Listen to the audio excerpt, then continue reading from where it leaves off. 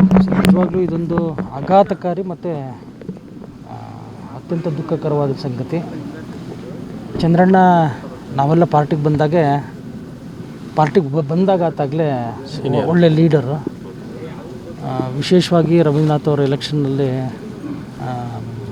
ರಾತ್ರಿ ಹೊತ್ತು ಅಂದರೆ ಏನು ರಾತ್ರಿ ಹಗಲು ಅಂದಂಗೆ ಕೆಲಸ ಮಾಡಿದಂಥ ವ್ಯಕ್ತಿ, ಮತ್ತು ಯಾರಿಗೂ ಹೆದರಿದವರಲ್ಲ. ಆ ಥರದ ವ್ಯಕ್ತಿ ಇವತ್ತು ಹಿಂಗೆ ಮಾಡ್ಕೊಳ್ತಾರೆ ಅಂದರೆ ನಿಜವಾಗ್ಲೂ ನಮಗೆ ಊಹಿಸ್ಕೊಳ್ಳಿಕ್ಕೂ ಸಾಧ್ಯ ಇಲ್ಲ. ಅದ್ರ ಜೊತೆಗೆ ಸಂಘಟನೆ ಜೊತೆಗೂ ಭಾಳ ಗುರುತಿಸ್ಕೊಂಡವರು. ದಾವಣಗೆರೆಯಲ್ಲಿ ಏನು ದಸರಾ ಮಹೋತ್ಸವ ನಿಂತಿತ್ತು ಶುರುವಾದಾಗೆ ಸ್ವಂತ ಟ್ರ್ಯಾಕ್ಟರ್ಗಳನ್ನು ಕಳಿಸಿ ಹಣ ಸಹಕಾರ ಮಾಡಿ ಅವತ್ತಿನ ಮೆರವಣಿಗೆ ಶುರು ಮಾಡಿದ್ರಲ್ಲ ಅವರು ಒಬ್ಬರು.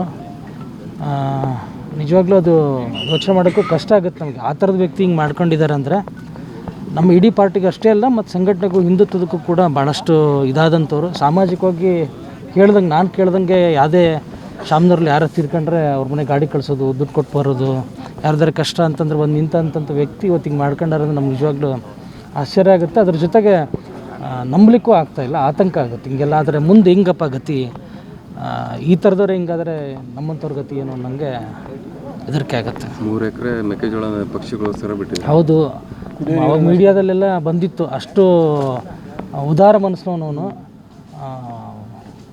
ಜೋಳ ಬೆಳೆದು ಹಕ್ಕಿಗಳಿಗೆ ಬಿಟ್ಟಂಥ ವ್ಯಕ್ತಿ ಅಂದರೆ ನಾನಂತೂ ಎಲ್ಲೂ ಓದಿರಲಿಲ್ಲ.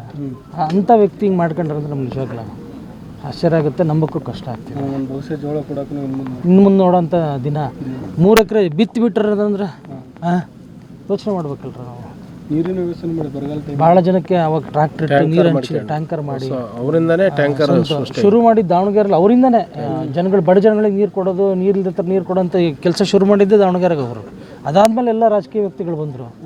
ಆ ಥರದ ವ್ಯಕ್ತಿ ಭಾಳಷ್ಟು ಸಮಾಜಕ್ಕೆ ಬೇಕಾಗಿದ್ದವನು.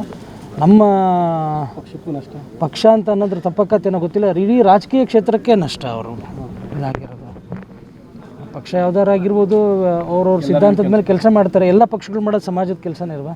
ಹಾಗಾಗಿ ಇಡೀ ರಾಜಕೀಯ ಕ್ಷೇತ್ರಕ್ಕೆ, ಸಮಾಜಕ್ಕೆ ಒಂದು ತುಂಬಲಾರದ ನಷ್ಟ ಅವರು.